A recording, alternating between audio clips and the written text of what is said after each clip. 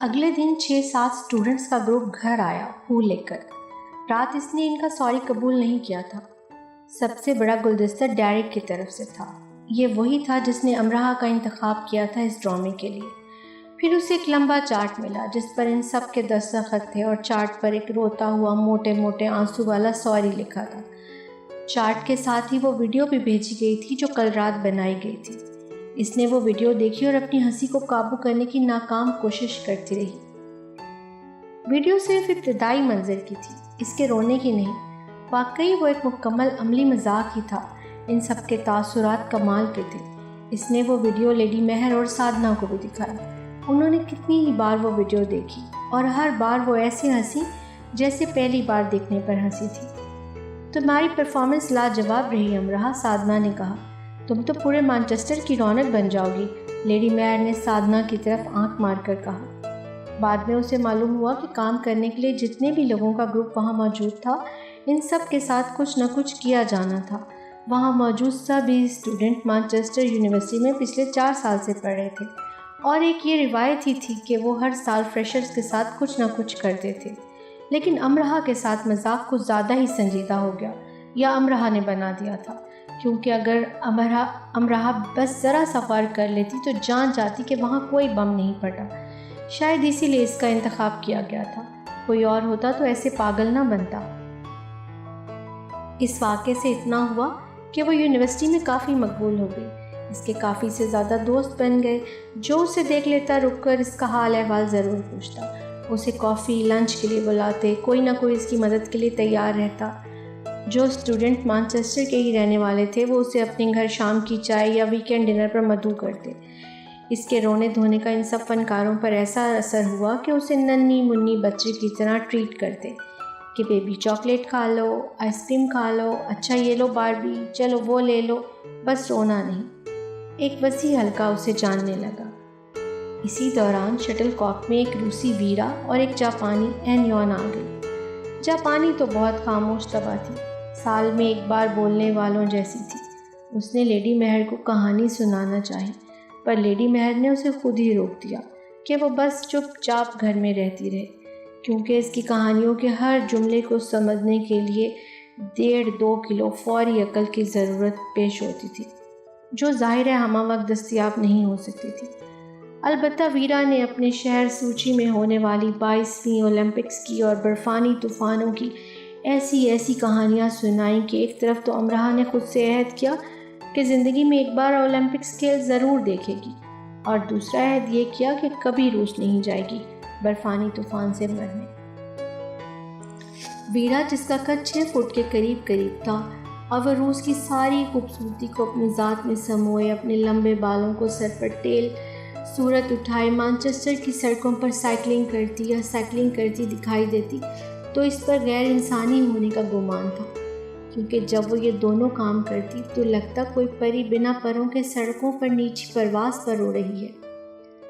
जब वो shuttle Kock में आई थी और अपना वजनी सामान उठा कर अंदर ला रही थी तो ऐसे लगता था जैसे गैसी गुब्बारों से खेल रही हो, वजनी सामान ना उठा रही हो। अमराहा ने इसकी मदद करनी चाहिए, लेकिन इसका वजनी सामान जैसे अपने बैग में वो रूस की बर्फ, वुडका और चंद भूसी भी रख लाई हो। उठाते वो चंद कदम चलने के बाद ऐसे गिर गई कि वीरा को इसकी मदद के लिए लपकना पड़ा, और फिर वो सीढ़ियों से लुढ़की हुई लड़की अमराहा के सर पर खड़ी होकर उसे ऐसे दिखने लगी जैसे रूसी बर्फ़ में कोई मैदानी चूहा निकल आया हो। तुमसे इतना सा सामान नहीं उठाया गया? इतना सा? मुझे तो पूरा यकीन है इसमें कम से कम 2 रूसी पैक हैं। अमराहा ने इतनी बेसाख्तगी से कहा कि वीरा हंसने लगी। नहीं, इसमें सिर्फ चंद रीच पैक हैं, वीरा ने शरारत से कहा। एक बार वीरा ने उसे स्केटिंग शूज़ पहना दिए और अमराहा मुंह के बल सड़क पर गिरी। नाक की हड्डी इतनी बच गई कि बस सर्जरी की ज़रूरत ना रही, बाकी सारी कसर पूरी हो गई। अमराहा वीरा के साथ ही इसकी साइकिल पर बैठकर यूनिवर्सिटी जाती, लेकिन वीरा के साथ साइकिल पर बैठना इतना ही मुश्किल काम था जितना रोलर कोस्टर पर बैठना दिल गुर्दे का काम होता है। बस का किराया बचाने के लिए वो अपने दिल गुर्दे रोज़ मजबूत करती। वो साइकिल पर हजार करतब दिखाती हुई जाती। वीरा कुछ अखबारात के लिए कॉलम लिखती थी, इसलिए उसे नौकरी करने की ज़रूरत नहीं थी। اس نے شٹل کاک ہاؤس میں چھوٹے موٹے مرمت کے کام آسانی سے کر دیے تھے، جس کی اسے لیڈی مہر نے اجرت بھی دی تھی۔ اس کا سر نام میں ہلاتے امراہ نے کم ہی دیکھا تھا، جیسے اسے سب ہی کام آتے تھے۔ ڈیرک کی مدد سے امراہ کو جوتوں کے ایک سٹور میں کام مل گیا۔ اس کا کام بل بنانا تھا، بس کافی آرام دہ کام تھا اور اس کی ہفتہ وار تنخواہ بھی اچھی تھی۔ ہفتے میں ایک بار وہ کیفے بھی چلی جاتی اور اپنے سابقہ باس سے کافی کے ساتھ ہلکی پھلکی بات چیت کر کے آتی۔ اب تو دادی اور اماں بھی اس سے بات کرتے آبدیدہ ہو جاتی تھی۔ اسے حیرت ہوئی، اس نے پہلی بار دادی کو اپنے لیے آنسو صاف کرتے دیکھا۔ حماد اور علی اسے کافی تمیز سے مخاطب کرتے۔ دانیہ اسے خاندان میں ہونے والی تقریبات کی ویڈیو بھیجتی رہتی، جس میں اسے تو دلچسپی نہیں تھی۔ البتہ سادنا، لیڈی مہر اور ویرا کافی شوق سے ان ویڈیوز کو دیکھتی۔ موسم ویسے تو ابرآلود رہتا ہی تھا اور ہلکی پھلکی بارش بھی ہوتی رہتی تھی، لیکن اس دن ہلکی لیکن مسلسل بارش برس رہی تھی۔ ٹھنڈی ہوا چل رہی تھی۔ ویرا کو کسی اخبار کے دفتر جانا تھا، اس لیے وہ اکیلی ہی آکسفورڈ روڈ پر واک کرتی سست روی سے چلتی رہی۔ اسے قطن جانے کی جلدی نہیں تھی۔ وہ موسم سے لطف اندوز ہو رہی تھی۔ گیلی گیلی عمارتیں، نم منظر اسے اچھا لگ رہا تھا، اور بھلے سے وہاں کے مقامی اس موسم سے عاجز آ چکے ہیں، پر غیر ملکی، خاص کر گرم ملکوں کے باشندوں کی جان تھی اس موسم میں۔ اس نے گہرے گلابی رنگ کے ویرا کے سٹالر کو گردن میں 2 بل دے رکھے تھے۔ انہیں کھول کر اس نے سر پر اوڑھ لیا، پھر اس نے واپس گردن میں بل ہی دے دیے۔ بارش کی ہلکی فوار سر پر پڑتی اچھی لگ رہی تھی۔ ایک دم سے پیچھے سے ایک نیلی چھتری جس پر گلے لالا کے پھول بکھرے تھے اس کے سر کے اوپر تن گئی۔ اس نے سر اٹھا کر دیکھا، پھر چھتری پکڑنے والے ہاتھ کو۔ وہاں علیان کھڑا تھا۔ تمہیں اپنی ٹویٹ واپس نہیں چاہیے؟ آج میں تمہیں برگر بھی کھلا سکتا ہوں اور کافی بھی پلا سکتا ہوں، اس نے مسکرا کر کہا، جبکہ مسکرانے کی ایسی کوئی خاص ضرورت تو نہیں تھی۔ اتنی پرانی بات، نہیں اب نہیں چاہیے، امراہ نے منہ بنا لیا۔ اب کیوں نہیں چاہیے؟ چھتری بدستور وہ اس کے اوپر رکھے ہوئے تھا، خود وہ بھیگ رہا تھا۔ تم سے نہیں چاہیے، تم بہت بدتمیز ہو۔ میں نے تم سے کب بدتمیزی کی؟ کب نہیں کی؟ ویسے تم مجھ سے آج اتنی نرمی سے کیوں بات کر رہے ہو؟ مجھے خود نہیں معلوم، شاید میرا دماغ کھسکتا جا رہا ہے۔ کیوں؟ علاج کے لیے بھی پیسے نہیں ہیں تمہارے پاس؟ ایسا کرو، علاج کے لیے بھی ٹویٹ لے لو۔ علاج تو میں کرا لوں، لیکن اس بیماری کا کوئی ڈاکٹر نہیں ہے نا۔ ایک یونیورسٹی اسٹوڈنٹ کے ساتھ تم ایسی اونگی بونگی باتیں کیسے کر سکتے ہو؟ اور یہ یونیورسٹی اسٹوڈنٹ بھی تو سب اونگا بونگا کرتی ہے۔ سب کیا؟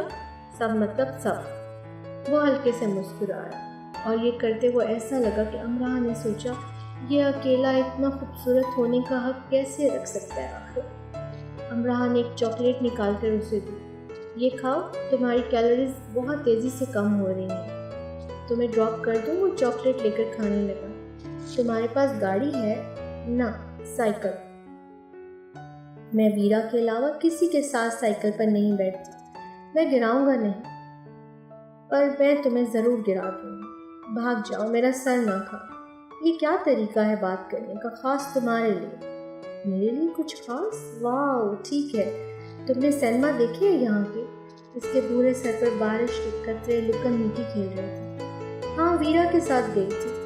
اس نے یقیناً تمہیں ہنگر گیمز دکھائے ہیں۔ اس کا کہنا ہے کہ وہ جینیفر سے مشابہ ہے، لیکن وہ جینیفر سے زیادہ خوبصورت ہے۔ میں تمہاری کلاس فیلو جینیفر کی بات نہیں کر رہا۔ ویسے میں تمہیں ایک اچھی انڈین مووی دکھا سکتا ہوں۔ میں انڈین موویز نہیں دیکھتی۔ پاکستانی؟ وہ 3-4 ہی ہیں، میں پاکستان سے دیکھ کر آئی ہوں۔ بنگالی؟ مجھے بنگالی نہیں آتی۔